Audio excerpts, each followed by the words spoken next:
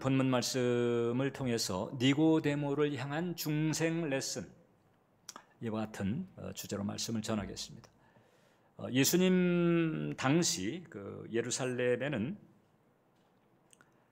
산헤드린 공회라고 하는 일종의 이제 로마 제국으로부터 자치권을 인정받은 국회 비슷한 기관이 있었어요. 사실상 재정 일치에 가까운 시스템을 지니고 있었던 그 당시 이제 이스라엘의 최고 권력 기관이라고도 할 수가 있습니다. 그 VIP 멤버였던 니고데모가 밤중에 예수님을 찾아와 예수님에게 질문을 던지는 이런 이제 배경입니다. 정치적으로 상당히 위험한 일입니다. 왜냐하면 예수님께서 공생애 중에 유대교에 대해서 특히 이제 율법주의죠. 거의 그것을 이제 뒤집는 이제 이런 발언들을 여러 번 했습니다. 당시로서는 이제 거의 혁명적인 메시지라고 볼 수가 있죠. 그러니까 이제 산헤드린 내부에서는 이미 예수님을 제거 대상으로 보고 있는 거예요. 이단으로 낙인 찍으면서 이제 제거해야 되겠다, 이런 대상입니다. 이런 상황임에도 불구하고 니고데모가 예수님을 찾아오는 거예요. 세밀한 관찰을 했을 것입니다. 그 정도의 자리에 있었다면 예수님을 찾아오기까지 예상되는 그런 여러 가지 어떤 그 부담들, 이런 부분들을 다 계산을 했을 것이고, 그럼에도 찾아왔다는 것은 이 예수야말로 하나님이 보낸 분이 틀림없다, 이제 이 생각이 분명했기 때문에 온 거죠. 자, 그러니까 이제 예수님에게 나가올 때는 도대체 하나님에게 속할 수 있는 길, 지금 내가 가고 있는 길, 이제까지 내가 걸어왔던 길이 맞나? 혹시 다른 길이 있는가? 근데 이제까지 내가 걸어왔던 길, 혹은 내가 알아왔던 그 길과는 전혀 분위기가 좀 다른 그런 말씀들을 예수님이 하시고 있는 거거든요. 그러니까 그 길을 좀 알고 싶었던 거예요. 예수님을 향한 호칭이, 당신은 하나님께로부터 오신 선생이라고 그랬는데, 선생은 그 당시 이제 랍비라든지 존경스러운 호칭이죠. 근데 하나님께로부터 왔다. 그 산헤드린 공회원이 그렇게 인정할 정도로 이제 예수님에 대해서 기대감을 가지고 있었던 것이고, 또 한편에는 하나님 나라에 속하고픈, 즉 하나님에게 분명하게 속하고픈 그런 지독한 갈망이 있었다, 이렇게 볼 수가 있어요. 그에게 이제 예수님께서 그 하나님 나라에 속하는 길을 알려주시는 거죠. 그러니까 이 예수님의 중생 레슨을 우리에게 그대로 적용하면 이제 우리도 이제 그 부분에 대해서 확인할 수 있거나, 아니면은 하나님 나라에 속하는 길로 들어서거나 그렇게 되겠죠. 그 길이 바로 뭔가 하니 거듭남입니다. 거듭남. 그럼 이제 첫 번째, 거듭남이라고 하는 게 뭘까? 3절에 보니까 예수께서 대답하여 이르시되 진실로 진실로 내게 이르노니 사람이 거듭나지 아니하면 하나님 나라를 볼 수 없다. 하나님 나라를 볼 수 없다는 것. 하나님 나라를 본다는 것은 하나님 나라를 안다는 것이고, 하나님 나라에 속하게 되는 것을 말하는 거예요. 동의를 가지고 있는 문장인데, 그러니까 하나님 나라에 속하려면 거듭나야 한다, 이 뜻이죠. 거듭난다라고 하는 게 이제 생소한 거예요. 니고데모 입장에서는 우리야 이미 이제 익히 소위 기독교 설교, 성경 공부 익히 이제 했기 때문에 그 개념을 잘 알고 있지만, 니고데모 입장에서는 황당합니다. 거듭나라고? 다시 태어나라고? 이 거듭남을 알려면 이제 원래 태어남을 알아야죠. 원래 태어남, 즉 모태로부터 출산하는 거예요. 응애하고. 그러니까 이 모태, 즉 자궁에서 세상으로 출산하는 이것이 이제 원래 태어남이지. 그러니까 이 원래 태어남이라고 하는 것도 개벽적입니다. 왜냐하면 모태 안의 상태와 모태 이제 출산에서 이제 모태 바깥의 세상은 엄청난 차이가 있는 거죠. 어마어마한 차이가 있습니다. 모태에서 있었던 것처럼 살 수가 없는 거지. 곤충으로 치게 되면은 고체 안에 있던 애벌레가 이제 나비가 되는 것과 같아. 완전히 차원이 다른 거예요. 이게 이제 원래 태어남이죠. 원래 태어남. 그러면 거듭남이라고 하는 건 뭘까? 원래 태어남이 모태로부터 세상에 속하는 거라면, 거듭남이라고 하는 것은 이제 세상에서 하나님 나라에 속하는 변화를 말합니다. 근데 이게 이제 거듭 태어남이라고 하는 것도 원래 태어남하고 유사한 구조를 지닌다는 거죠. 그러니까 완전히 개벽적인 그런 전환, 개벽적인 변화라고 하는 것이 일어나는 것이다. 여러분, 하나님 나라 관점에서 본다면 우리가 사는 이 세상의 삶이라고 하는 것은 마치 이제 우리 인간의 관점에서 사람을 봤을 때 그 자궁 안에 있는 아기, 초음파를 우리가 이제 보잖아요. 그것과 같은 거예요. 제가 저기 오래 있을 게 아니거든요. 이제 한 10개월 되면 이제 응애하고 나올 거거든요. 하나님의 관점에서 본다면 이 땅에 사는 우리의 삶이라고 하는 것은 마치 한 인간의 생에 있어서 모태 안에 있는 시기와 같다고도 말할 수가 있어요. 그러다가 이제 진리를 깨닫고 하나님 나라에 속하게 될 때, 그때 이제 완전히 새로 태어나는 것과 같은 그 새로운 가치관, 새로운 세계관, 새로운 방식, 이런 변화가 있게 되니까 마치 애벌레에서 나비로 변화되는 것 같은, 혹은 엄마의 모태에서 출산하는 것과 같은 이런 변화를 가지게 되는 거죠. 그런 변화라고 하는, 엄청난 변화라고 하는 그런 본질과 속성을 감안했을 때 이것은 그냥 다시 태어나는 것으로 얘기를 해야 된다. 주님이 이제 그렇게 생각하신 거예요. 이게 바로 거듭남입니다. 자, 그렇다면 이제 지금 거듭나지 않은 우리들의 삶, 이 땅에서 우리의 삶이라고 하는 것은 뭐냐? 벌레로 치게 되면 나비가 아니죠. 애벌레죠. 애벌레 수준. 애벌레 수준으로 살아가는 이 세상살이는 고달픕니다. 왜 그런가 하니 죄와 저주가 아담 때로부터 덮였습니다. 가시와 엉겅퀴가 돋아났어요. 끊임없이 우리를 괴롭혀요. 이게 씨를 뿌려도 열심히 일을 해도 제대로 열매를 얻기가 힘들어요. 그건 주님 오실 때까지 이 세상에서는 내가 100% 투자를 했다고 해서 100% 거둘 수 있다는 보장이 없습니다. 아담의 저주 때문에 그렇습니다. 그 아담의 저주에다가 그 다음에 하나님의 법을 떠나 불순종했던 모든 인간들의 그 잘못으로 인한 그런 저주, 거기엔 나도 포함되어 있거든요. 나도 주님의 길을 떠나서 지었던 그 죄들로 인한 대가치로 이런 모든 것이 합쳐져 가지고 고달픕니다. 미국의 그 윌리엄 블레이크라고 하는 그 시인이 갓난 슬픔이라고 하는 그 시를 썼는데 이런 내용이 있습니다. 우리 엄마는 번민하고 우리 아빠는 눈물 졌다. 위험천만 세상 속으로 나는 뛰어들었다. 의지 가지 없이 벌거벗은 채 크게 피리 불며 구름 속에 숨은 악마처럼 아빠의 손길 속에서 발부둥 쳤고 포대기 끈 벗어나려 바동거렸다. 묶이고 지쳐서 나는 생각했다. 엄마 젖무덤이나 빠는 것이 최고라. 갓난 슬픔. 그 불교에서는 생로병사, 뭐 병들고 뭐 죽고 이런 것보다 생 그 자체도 고난으로 보는 거잖아요. 그 고난의 이유는 이제 그네들은 모르죠. 우리는 이제 성령 돼서 알고 있고.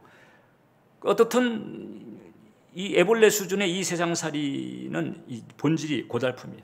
이제 이런 세상에 살고 있는 우리에게 하나님께서 예수님의 십자가의 대속을 통해 가지고 하나님의 자녀가 되게 만들고 하나님 나라에 속하게 만드시는 그런 은혜, 이것이 바로 이제 거듭남이라고 하는 거죠. 거듭남을 통해서 비로소 우리는 비록 아직은 이 땅에 살고 있지만은 이제 우리의 영혼이 하나님 나라에 속합니다. 그리고 우리의 영적 신분은 하나님의 자녀가 됩니다. 하나님 나라에 연결됐기 때문에 그래서 이제 아담의 저주로 말미암아 곤고하고 피곤하고 고달프고 무겁고 가라앉고 창백했던 이제 그런 그 삶의 무드가 달라지게 되는 거죠. 왜냐하면 연결된 하나님의 나라로부터 의와 평강과 희락이 흐르게 되니까. 바울은 이와 같은 변화를 또 국적이 바뀌는 것으로 비유를 했습니다. 예수님께서는 다시 태어나는 것으로, 근데 바울은 국적이 바뀌는 것으로, 골로새서 1장을 보면 그가 우리를 흑암의 권세에서 건져내서 그의 사랑의 아들의 나라로 옮기셨다. 이것이 바로 이제 거듭남이 가지고 있는 핵심인 거예요. 이렇게 해서 거듭나서 이제 거듭남 이후의 삶이죠. 마치 이제 애벌레 시절을 접고 이제 나비처럼 살아가는 이제 이와 같은 차원의 새로운 삶. 이것은 이제 현실적으로는 이 땅에서는 이제 주님을 영접하고 그 다음에 교회를 다니는 거로부터 이제 시작을 합니다. 그래서 교회를 다니면서 거기에서 이제 나비의 그 세계를 더 깊이 알아가고 그 다음에 그 나비의 멘탈을 가지고 사는 법을 배우는 거죠. 이것이 바로 거듭남. 그런데 두 번째, 예수님께서는 이 거듭남이 물과 성령으로 일어난다는 거예요. 자, 그러니까 니고데모가 당연히 이제 또 그 다음 의문을 가지게 되죠. 아, 거듭나야 되는구나. 그런데 어떻게 하면 거듭납니까? 사나리인 공회원 정도가 되게 되면 벌써 나이 지긋하고요. 사회 유지급이죠. 뭐 지금의 국회의원 평균 나이 정도 보면 될 거예요.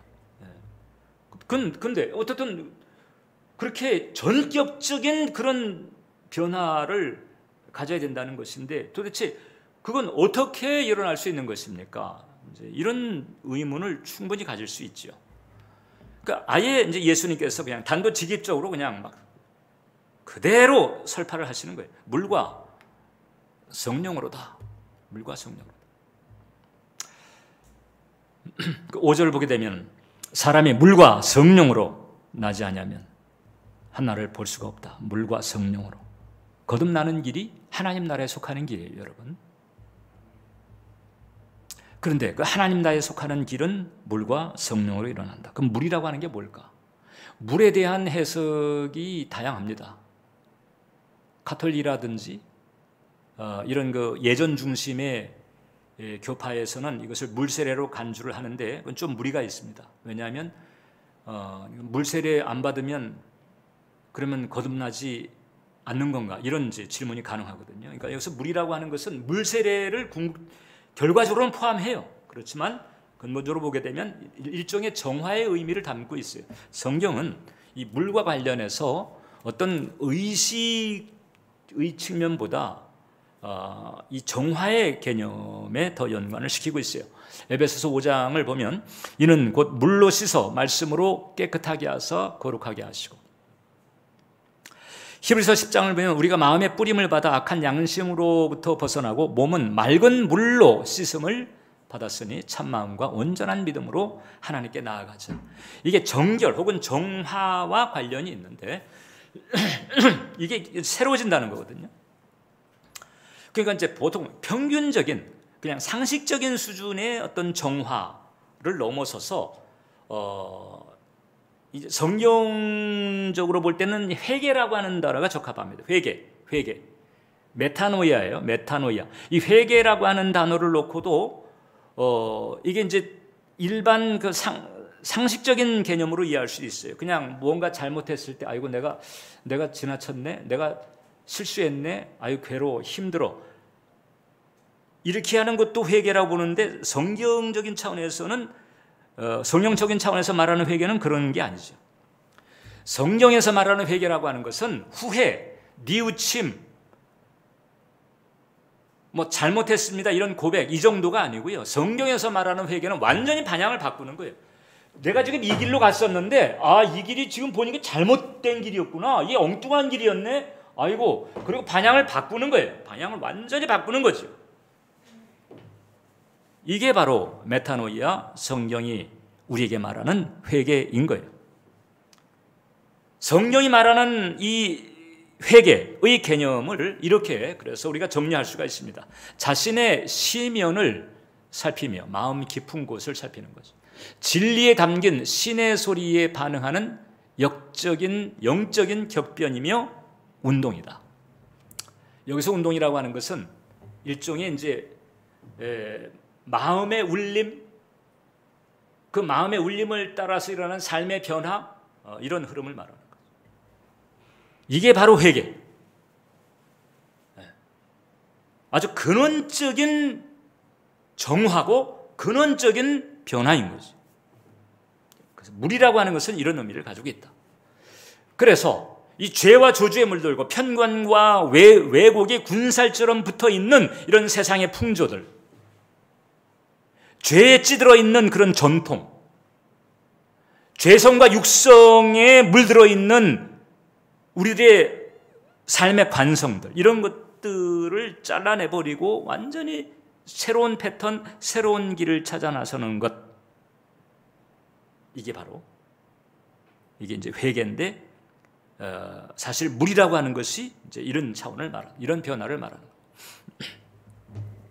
이런 변화는 우리가 말씀을 통해서 끊임없이 추구합니다. 베드로전서 1장을 보면 너희가 거듭난 것은, 자, 거듭남이 나오잖아. 너희가 거듭난 것은 썩어질 씨로 된 것이 아니요 썩지 아니할 씨로 된 것이니 이는 살아있고 항상 있는 하나님의 말씀으로 되었느니라. 그러니까 하나님 말씀을 기준으로 하는 거예요. 전에는 세상의 풍조, 세상의 상식, 세상 사람들이 좋다고 하는 것, 세상 사람들이 하자고 하는 것, 그냥 거기에 쫄래쫄래 따라갔는데 이제 그게 아니고 이제 하나님 말씀, 하나님의 기준, 하나님의 법, 이걸 쫓아서 내가 살겠다. 이거죠. 이런 변화가 일어났을 때 결과적으로 받는 게 이제 물세례인 거잖아요. 여러분, 물세례라고 하는 것도 개벽적인 컨셉을 가지고 있어요. 그냥 물속에 들어가면 난 이제 죽으러 들어가는 거예요. 그리고 물속에서 이제 나올 때는 완전히 새로운 피조물이 돼서 새로운 삶을 살게 되었다라고 선포하는 거죠. 그래서 물세례 자체가 단순히 그냥 이게 깨끗해지는 수준이 아니고 죽음과 삶의 체험인 거예요. 죽음과 삶의 선포인 거예요. 진리의 말씀을 그냥 내 인생의 종교적인 액세서리, 내가 이제까지 살아온 것 그대로 하면서 거기에다가 좀 아쉬우니까 좀 종교적 액세서리 하나 딱 브로치 달듯이 이렇게 다는 게 아니고 내 거 다 내려놓고 이제 이 진리의 말씀, 하나님의 말씀을 내 생명줄로 여기겠습니다 하는 이 결단의 표시가 물세례인 거예요. 그냥 교회 멤버십 가지게 되는 그냥 단순한 의식이 아닌 거죠. 초대교회 때는 물세례를 쉽게 주지 않았습니다. 오늘날로 치게 되면 이제 뭐 학습 같은 그런 과정을 거치고, 그 다음에 축사 사역도 거치고, 그 다음에 이제 물세례 받으러 그 침례탕에 들어가기 전에는 서쪽을 향해 가지고 마귀와 세상을 향해서 단절 선언을 합니다. 이제 나는 너희와 상관이 없다. 단절 선언을 하고, 그리고는 물에 들어갔다가 나와 가지고는 그 다음에 동쪽을 향해 가지고 주님에게 충성과 헌신을 서약하고 이 과정을 그대로 가졌습니다. 그러니까 이 초대교회의 물세례의 개념이라고 하는 것은 난 이제 육신적인 애벌리가 아니고 영적인 나비로 살겠습니다. 이런 선언인 거죠. 이런 개념을 가지고 있는 게 물이라고 보면 되는 거예요. 그러면 성령은 무엇일까? 성령님은 이제 이런 진리의 내용을 담고 있는 이런 성경이 바로 하나님의 말씀이라고 하는 것, 이것이 우리가 따라야 될 분명한 사실이라고 하는 것을 확신하게 만들고, 그러니까 성령이 없으면, 성령께서 역사하지 않으면 성경은요 그냥 종교적인 책자에 불과합니다.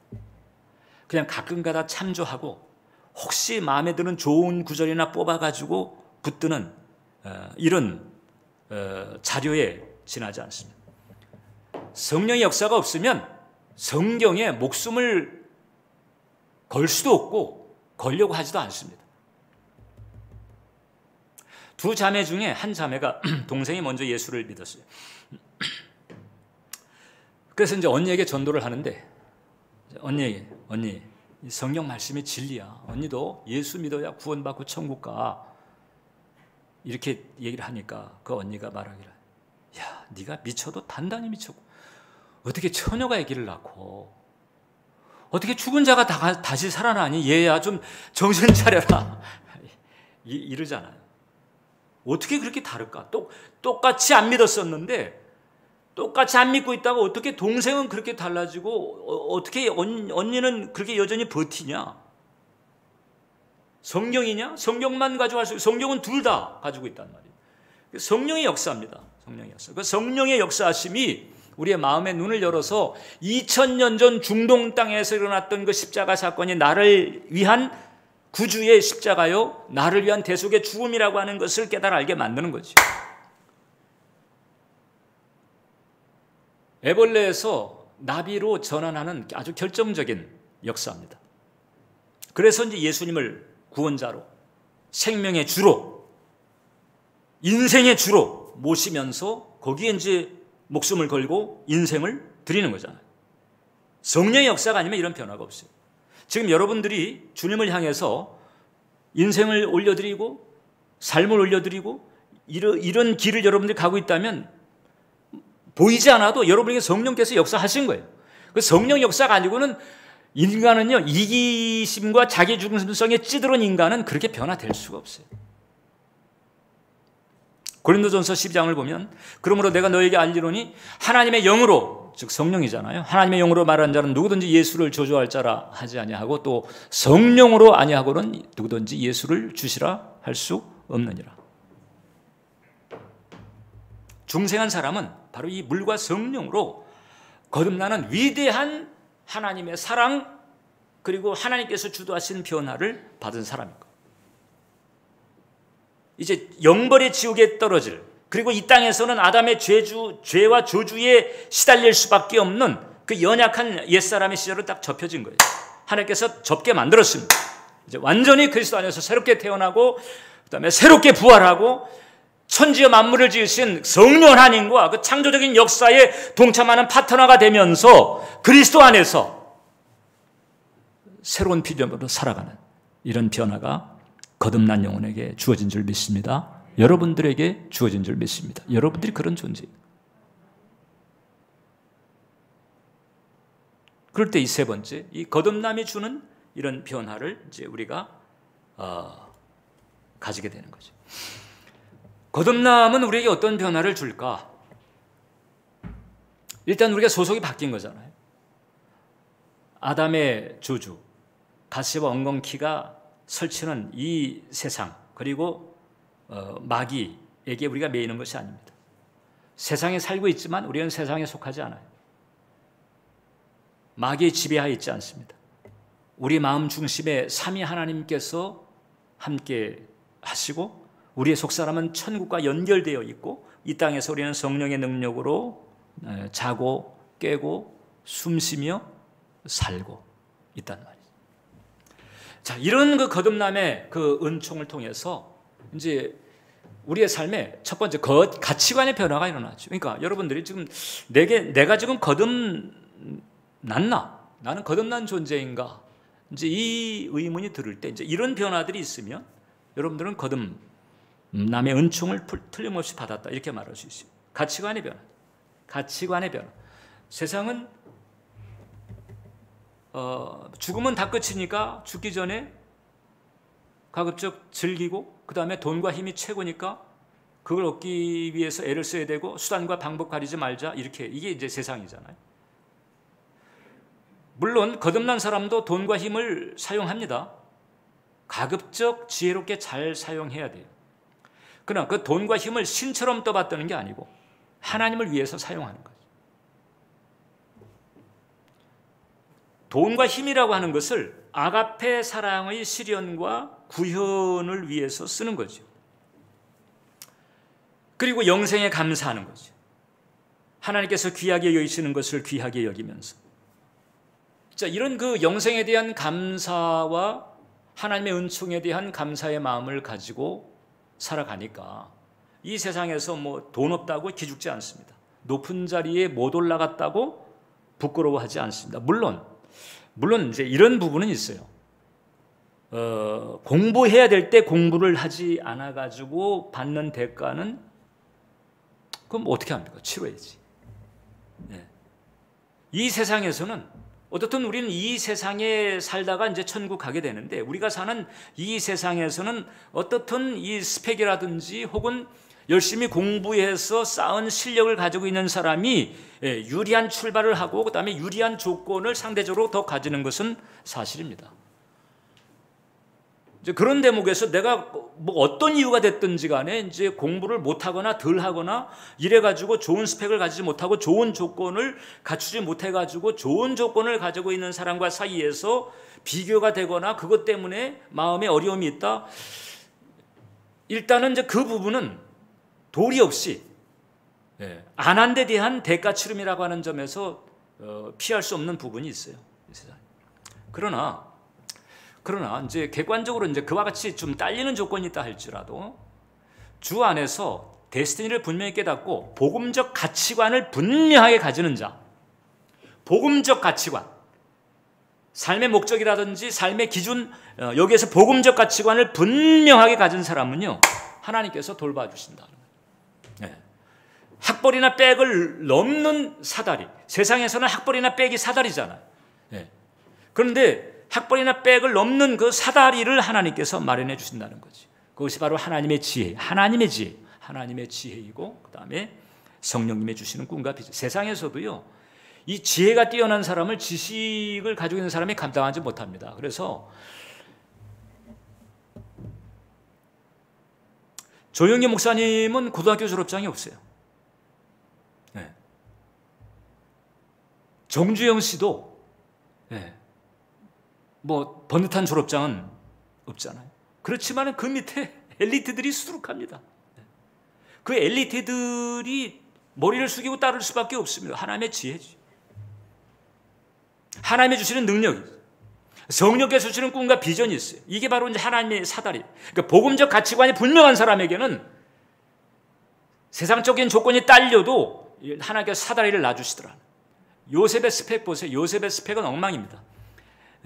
애굽의 그 로얄 패밀리 입장에서 본다면 요셉의 스펙이라고 하는 것은 저 이방 변두리 출신 이주민이에요. 우리나라로 치게 되면 이주민이죠. 이주민, 그 다음에 노비, 성폭행 미수범, 이런 스펙 가지고 뭘 어떻게 하겠어요, 세상에서. 그런데 복음의 길을 굳건히 가니까 하나님께서 사다리를 딱 놔주시는 거잖아요. 이 은혜가 있습니다. 믿으십니까? 거듭난 영혼, 복음적 가치관이 분명한 영혼에게는 하나님께서 밀어주시는 이런 은혜가 있다. 그 다음에 세계관의 변화가 일어나. 이게 세상은 죽는 것으로 다 끝난다는 거잖아요. 근데 성경은 죽음 이후에 영원한 세계가 있고 오히려 우리가 준비해야 될 세계가 있다는 것을 말합니다. 하나님 나라에 속하느냐 영벌의 지옥에 떨어지느냐, 이것이 이제 중차대한 문제가 생긴 거예요. 그러니까 하나님 나라라고 하는 거대한 스케일을 알게 되니까, 그러니까 이게 애벌레를 감싸고 있는 고치 안의 세계, 이 기준은 이제 우습게 되는 거잖아요. 이걸 털어버리는 거죠. 그래서 하나님 나라를 따라서, 그러니까 나비의 멘탈을 가지고 나비의 기준을 따라 살려고 하는 거예요. 더 이상 고치 안에 있는 애벌레 수준이 아닌 거죠. 그 다음에 그러다 보니까 이제 세 번째 생활 방식의 변화가 옵니다. 생활 방식의 변화. 특히 거듭나기 이전에는, 성령 받기 이전에는 자기 중심적으로 살고 이기적으로 살고 자신의 편의 혹은 자신의 어떤 즐거움을 위해서 인생을 살아갔어요. 근데 이제는 그게 달라져요. 자기 중심성, 이기심이 이제 정리가 되어 나갑니다. 그리고 그리스도의 신부라고 하는 영적 신분에 대한 깨달음 때문에, 하나님의 자녀라고 하는 영적 신분에 대한 깨달음 때문에, 그래서 이제 그 신분에 합당한 삶을 살아가려고 하게 되는 거예요. 그리고 특히 이제 성령께서 안에 계시기 때문에, 그래서 성령께서 꺼리는 이런 길을 이제 가기가 힘들어요. 왜냐하면 자꾸 마음에 부대껴. 전에는 부대끼지 않은데 이제는 부대껴요. 스테반 찬옥이라고 하는 청교도 목사님의 그런 얘기였습니다. 거듭난 자와 자연인은 삶의 목적이 다르다. 자연인에게는 자아가 그 목적이고 거듭난 자에게는 그리스도가 그 목적이다. 거듭난 사람은요, 그리스도가 목적이에요. 거듭난 사람은 그리스도가 목적입니다. 자, 그리스도가 목적이라고 하는 것은 그리스도와 가까워져서 이 세상에서 잘 먹고 잘 입고 잘 살려고 하는 게 목적이 아니라는 거죠. 그죠? 예. 근데 우리는 자꾸 요점에서 자꾸 은근히 이제 혼합의 길을 가려고 합니다. 주의해야 합니다. 고린도후서 5장 15절을 보면 그가 모든 사람을 대신하여 죽으심은 살아있는 자들로 하여금 다시는 그들 자신을 위하여 살지 않고 다시 살아나신 위하여 살게 하려 함이라. 즉 우리 자신을 위해서 사는 것이 아니라 그리스도를 위하여 사는. 그러니까 내가 이제 거듭난 사람은요, 내 삶의 목적이 그리스도예요. 내 삶의 동기가 그리스도를 닮는 데 있습니다. 그리스도를 닮는 게 최고의 목적인 거죠. 하나님의 관심사는 그거예요. 하나님의 최대 관심사가 내가 그리스도를 닮는 것입니다. 저는 최대 관심사라고 그랬습니다. 그러니까 최대 관심사 말고 중간치 관심사도 있겠죠. 그 중간치 관심사에는 나의 후생, 나의 복지, 내 자녀들, 뭐 우리 가정의 어떤 형편들 이런 것도 다 하나님의 관심사에 들어가요. 내가 자녀니까. 그러니까 최대의 관심사는 뭐냐? 내가 이 땅에서 그리스도를 닮는 거지. 그러니까 내가 어떤 분야에서 종사하든지 간에 종사하는 그 분야에서 내가 그리스도를 닮음이라고 하는 길을 간다면 그게 바로 하나님의 최대의 관심사를 이루는 것이고, 이게 바로 이제 나 자신을 위해서 사는 것이 아니라 그리스도를 위해서 사는 것이다, 이렇게 얘기를 할 수가 있다는 거죠.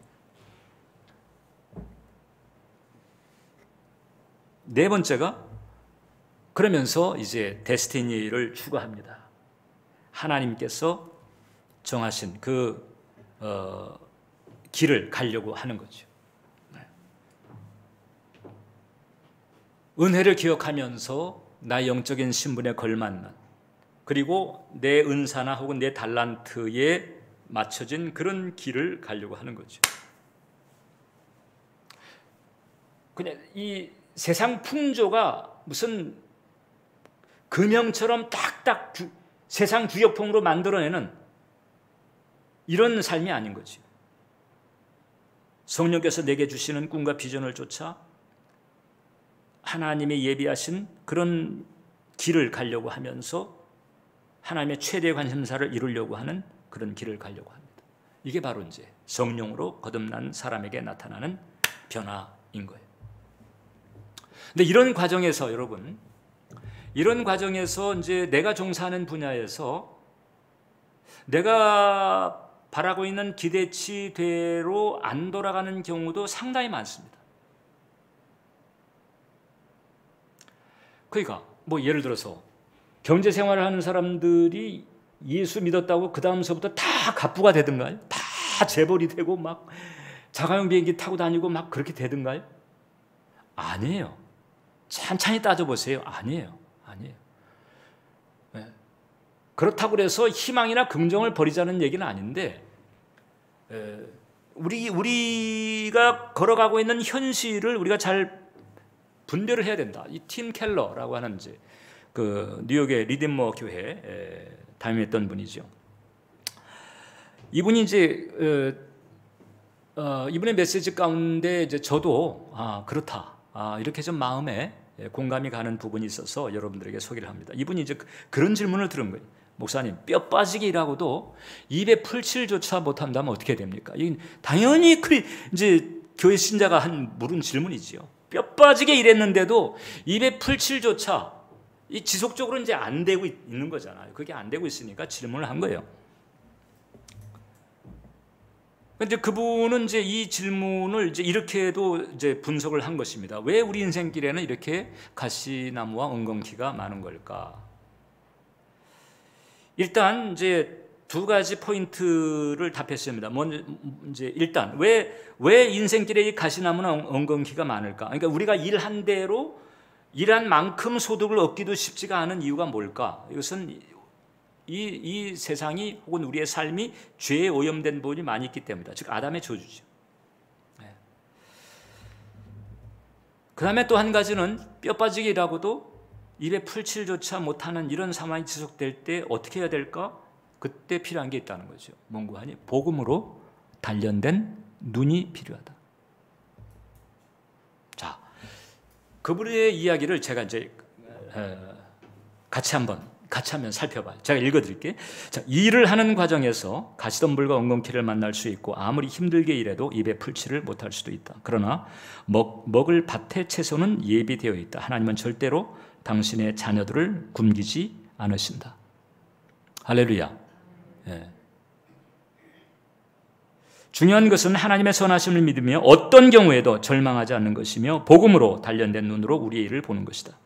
그러면 하나님이 행하시는 영광을 보게 될 것이다. 그러면 우리는 죽지 못해 일하는 게 아니라 그저 입에 풀칠하려고 근근히 일하는 게 아니라 자신에게 부여된 일을 통해 하나님의 위대한 창조 사역에 동참한다는 사실을 깨닫게 될 것이다.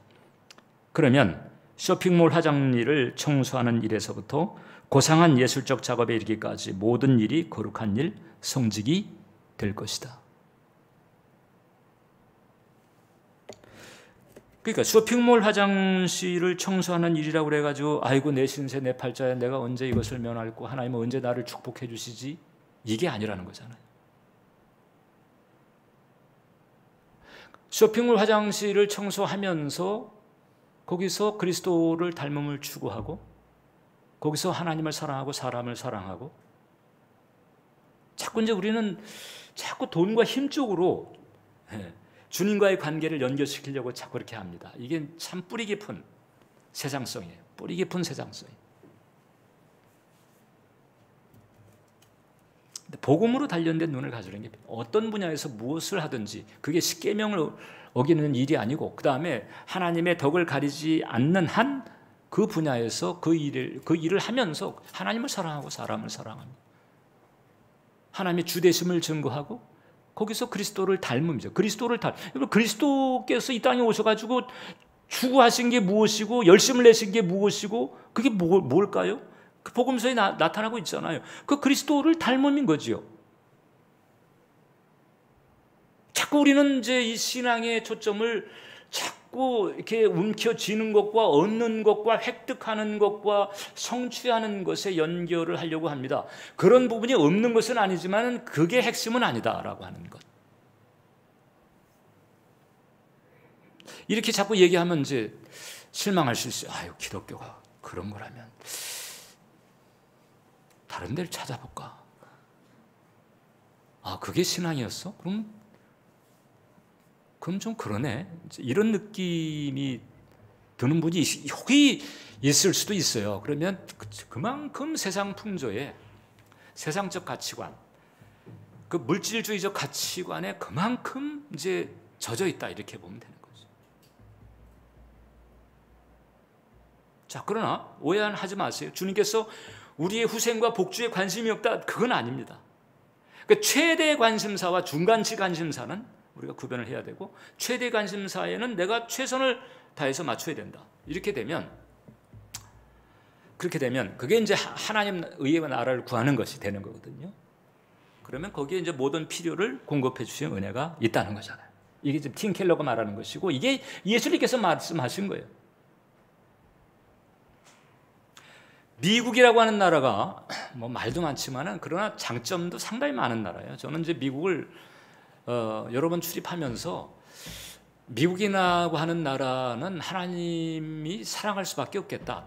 상대적이죠. 상대적. 다른 이 지구상의 여러 나라들 가운데서 그래도 미국을 사랑하시는 이유를 제가 많이 느껴요. 가면 거긴 주님에 대한 열망과 갈망과 이런 부분들이 비율적으로 많아요. 거긴 다른 나라들에 비해서. 근데 그 미국은요, 이제 특징이 있잖아요. 전장터에서 죽은 전사자 잘 챙기는 나라예요. 그 다음에 뭐 낙오가 됐다, 뭐 군인이 낙오가 되든지 혹은 시민이 낙오가 됐다 그러면요, 전력을 다해가지고 뛰어드는다. 그러니까 낙오된 한 명을 구하기 위해서 10명이 죽어도 11명째가 덤벼드는 나라예요. 자기 나라 국민, 자기 국민 챙기는 거죠. 챙기는 거. 하나님 나라는 더합니다, 여러분. 할렐루야. 하나님 나라는 더해요. 네. 그래서 예수님께서 하나님 나라가 임하시오며라고 기도하라는 거잖아요. 그래서 우리가 거듭나게 되면 거듭남의 본질을 알고 올바로 그 길을 걸어가게 되면 이 땅에서조차 하나님 나라가 우리를 챙기는 은혜가 있거니와 죽은 다음에는 그냥 그 진짜 베스트가 그때는 오는 거예요. 진짜 가장 좋은 것이 여전히 지금 우리를 기다리고 있다는 거잖아요. 이게 중생이 주는 축복인 거예요. 이 은혜 받은 줄 믿습니다. 또 이 은혜를 받아야 할 줄 믿습니다. 기도하겠습니다. 살아계신 하나님, 중생의 은총을 주심을 감사합니다. 거듭남이 무엇인지, 거듭났을 때 어떻게 되는지 깨달게 하시니 감사합니다. 우리 교도를 붙들어 주셔서 이 은혜의 길 걷게 하신 줄 믿습니다. 또 걸어가게 하실 줄 믿습니다. 성령님 도와주옵소서. 예수님 이름으로 기도합니다. 아멘. 이 시간에 우리 합심